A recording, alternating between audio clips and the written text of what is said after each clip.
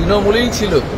হ্যাঁ, উর্দিটা খুলবে, তৃণমূলের ঝান্ডা ধরবে। কিন্তু গোটা বাংলার লোক বলে, সন্দেশখালীর মা বোনেরা বলে, পুলিশ তুমি উর্দি ছাড়ো, তৃণমূলের ঝান্ডা ধরো। এটা নতুন কি আছে? নতুন বোতল, পুরনো মদ। আগে ইউনিফর্ম করে মানুষের উপর অত্যাচার করত, বিরোধী দলের লোকদের মিথ্যা মামলায় ফাঁসাত। এখন সরাসরি পিসি ভাইপোর জামা গায়ে দিয়ে ভোটে দাঁড়াবে, আর গোহারান হারাবো আমরা। এটা পঞ্চায়েত পুরসভার ভোট নয়। কোনো ভারতবাসী চায় না দেশ ইউক্রেন হয়ে যাক, প্যালেস্টাইন গাজা হয়ে যাক। এটা নরেন্দ্র মোদীকে প্রধানমন্ত্রী করার। ঝাড়গ্রামের আপনাদের সাংসদ দল ছাড়াও প্রকাশ করে না, রাজনীতি ছেড়েছেন, দল ছাড়েননি তো।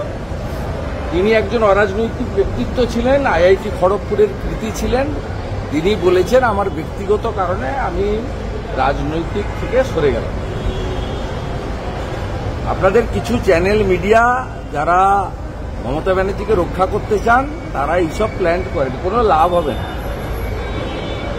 দূরবীন দিয়ে দেখতে হবে। লোকসভা ভোটের গণনার দিন সন্ধ্যাবেলা দেখা করবেন, লাড্ডু খাওয়াবো।